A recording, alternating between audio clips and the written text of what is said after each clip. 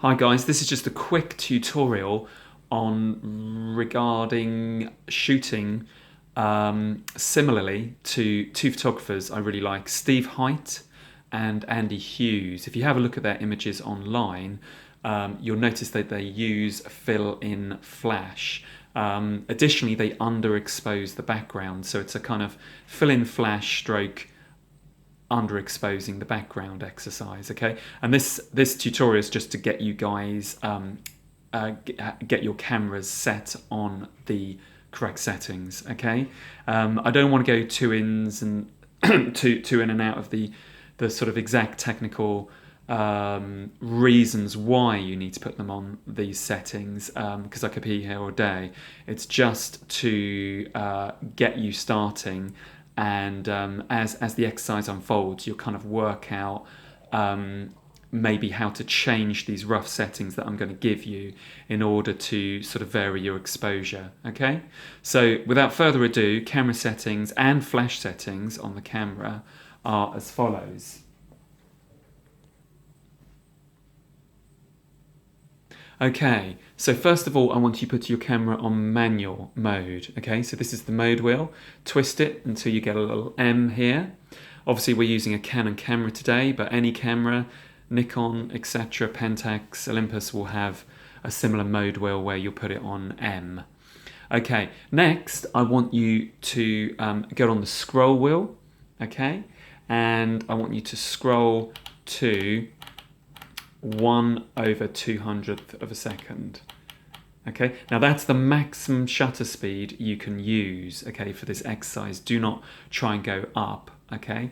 It won't actually let you anyway, but just to let you know. I'm gonna, yeah, so I'll leave it on 200th of a second. Right, next, the aperture. Now, on manual mode, the great thing about manual mode is you can independently change the shutter speed and the aperture. Okay, and you do this by holding down the AV button here.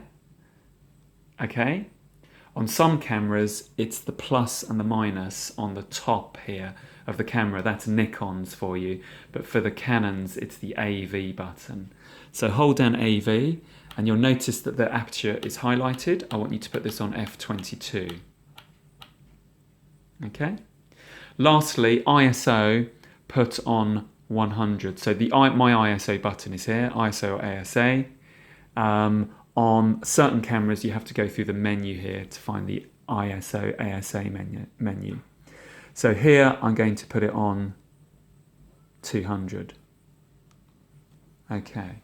Right, just make sure your white balance is on AWB here. Okay. The white balance button is here. Okay. And make sure, if you're on a tripod, you better be on self-timer, which is this one here for the Andy Hughes ones, okay? If you're doing the Steve Heitt models, you don't need to be on self-timer, okay? But it's this one here for the self-timer. You can put it on 2 seconds here, but I'm going to leave it off. Okay, so that camera is roughly set up. Obviously, make sure you're shooting on large JPEG or indeed RAW. I'm on large JPEG for the moment.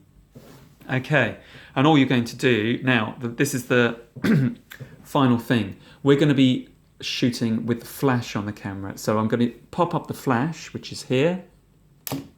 Okay, and we need, for the Steve Heitt Andy Hughes effect, or obviously for the technical know-how, we need to be overcompensating with the flash. So we're going to make the flash on this camera quite powerful. Okay, so we're going to press menu. You'll see how this will work. Going into the camera menu here, I'm going to go down to flash control, and then I'm going to go to built-in flash settings, and under exposure compensation I'm going to go to +2, okay? And there we go. I'm set. That camera is ready to go for the Andy Hughes Steve Heitt exercise. Thank you.